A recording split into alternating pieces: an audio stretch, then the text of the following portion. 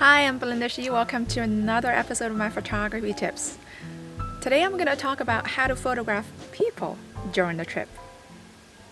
Okay, I know that you're a traveler, you're a landscape photographer, you're interested in taking landscape pictures, but inevitably you're traveling with your family and friends sometimes during their trip.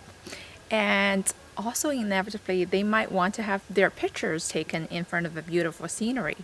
So instead of always asking them to wait for you for a long exposure or sunset photography, why don't you take some great pictures for your family and friends as well? So today's tips are very simple. Stay tuned. Today I'm going to use some of my own travel pictures to show you the do's and don'ts of photographing people during your own trip. Okay, so I'm only using the pictures of myself, and then they're all either taken by my family or friends, or sometimes even strangers during my trip. And some of the examples are good examples, some are bad. Now, this presentation was prepared in Adobe Lightroom, which is my favorite photo software, and on the upper left corner of each picture you will see 3 lines of information which shows you the exposure program I use. I typically use aperture priority to photograph people. If you don't see this line, that means I'm using bulb mode. Now you're wondering why I use bulb mode photographing people. I'm going to show you in the detail specific example later, which is more advanced for very skilled photographers. The second line of information is my detailed camera setting, including the shutter speed, aperture priority, and ISO. Typically, in rule of thumb, if I use a handheld position, which means I'm holding the camera in my hand, I typically will use a shutter speed at 1/250th of a second or even faster. If you see a shutter speed slower than that, that means my camera is typically set on a tripod. And the third line of information here is my zoom range, including the specific lens I use. It's less important, but I just wanted to give you an overview of the equipment and the camera settings. So number one mistake lots of amateur photographers make is not getting the correct exposure for your photos. So for example, if you place a person, your subject, in front of the very bright background, the person looks completely dark. Similarly, this is another example. Even the sky color during the sunset is so beautiful, but your main subject appears to be dark. Now, a common solution is to zoom in and meter the exposure directly towards your main subject and getting the person in the right exposure as a result. But the problem for this solution is your background is completely blown out. So how do you solve this problem? Very simple. Put the person in the same light condition as the background. Before you take a photo, analyze the background in your frame. If the majority of the background is in the shade, ask the person to stand in the shade. If the majority of the background is in the sunlight, ask the person to stand in the sunlight. This typically will solve the problem. Of course, if you are not good at analyzing light, a very easy solution is to photograph people during a cloudy day when everything is kind of in an even light. But of course, this is not something you can decide. The weather every day, you don't know what it will look like, right? So now let's move on from the exposure to focus. Focus.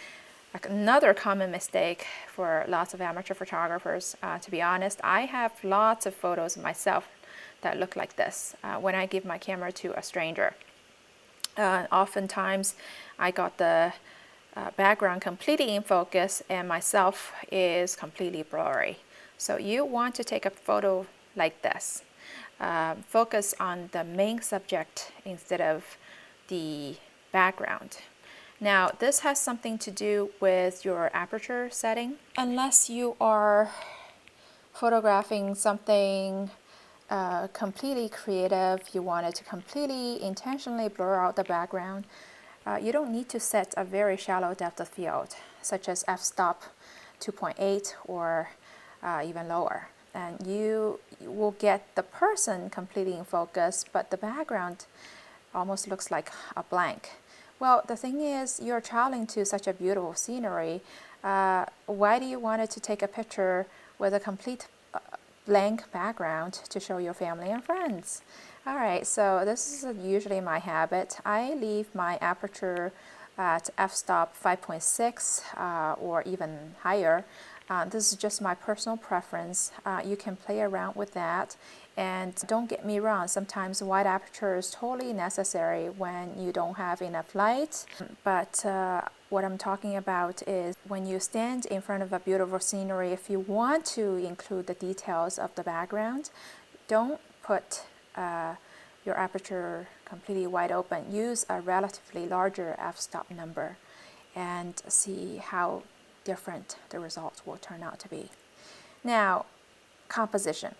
This is always my favorite topic, and then this is also something I repeatedly emphasize that will differentiate yourself from the rest of the photographers in the world.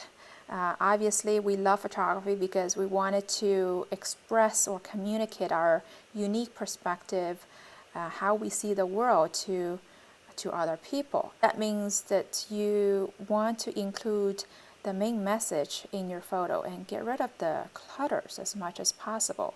And in fact, I have created several video tutorials showing you how to improve your composition. For this example, you absolutely don't need the road, the cluttered rocks on the ground as part of the image. It's very easy to adjust your composition and get rid of the clutter. And however, sometimes it's on the opposite. You want to include more background in your photo, especially when you're traveling. You want to add some context to the picture. So in this example, you can completely zoom out to include more background. That doesn't mean that include more noise.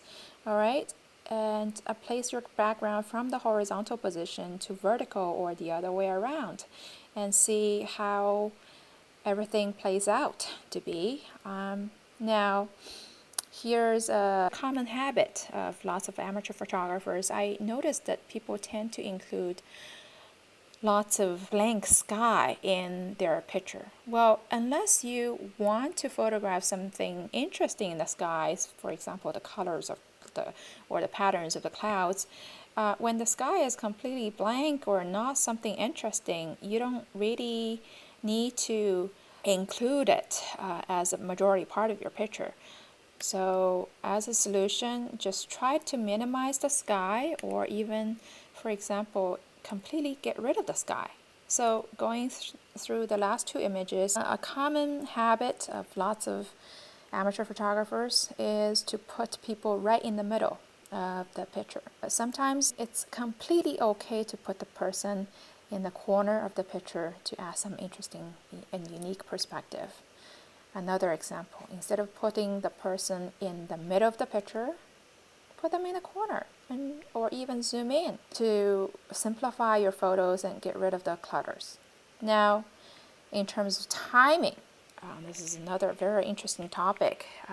Lots of us travel during the summer or the fall, and most of our travel activities are during the daytime. If you photograph people during lunchtime or late morning, early afternoon, when the sun is right above you, the problem is you'll get lots of shadows on the face. So if you are wearing a big pair of sunglasses and even a hat, half of your face is going to be in the shadow. It doesn't look good. So at least if you really insist to take pictures during this hours, then don't wear a hat. Now, my personal favorite time to photograph landscape is usually 30 minutes before and after sunset. As a landscape photographer, I'm pretty sure lots of people prefer that period of time. Now, if you photograph people during this time, you will encounter some interesting problems. One is the long shadows, okay? And right before sunset, you will get a very unique golden glow and for your subject, no matter the background or the person, which is very nice. But the problem is if you're not standing in the right angle, you add unnecessary clutter or noise to the picture, which is the shadow of your subject. Worst case scenario, you include your own shadow in the picture. So a very easy solution is to sit down with your subject and make sure the shadow is right behind the person. Another solution is to lower yourself and photograph from eye level and make sure the shadow again is behind the person, so you not only get the beautiful golden glow but also minimize the unnecessary shadows and noise. Okay, timing wise, what about after sunset? This is very interesting. I mean, especially for landscape photographers, we love to take pictures within 30 minutes after sunset because the sky colors are so beautiful. Unfortunately, I'll have to say that you don't have enough light to take portrait or people picture during this time. If you're not skillful enough, you easily end up with a very suboptimal long exposure, and the person will look completely blurry. Now, a very common solution for this is to increase ISO, right?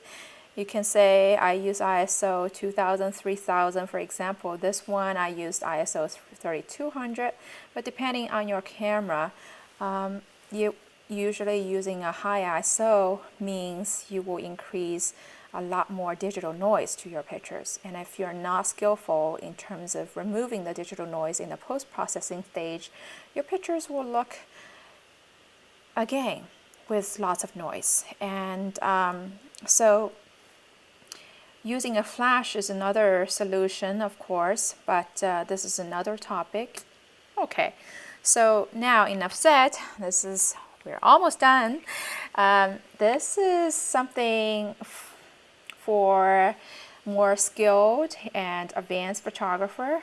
As I mentioned in the beginning of this presentation, typically if you're using a handheld position, you want to use a shutter speed faster than 1/250th of a second. But look at this example. I'm using 15 seconds to expose this photo during a daytime. So of course, this will involve certain equipment, filters, stuff like that.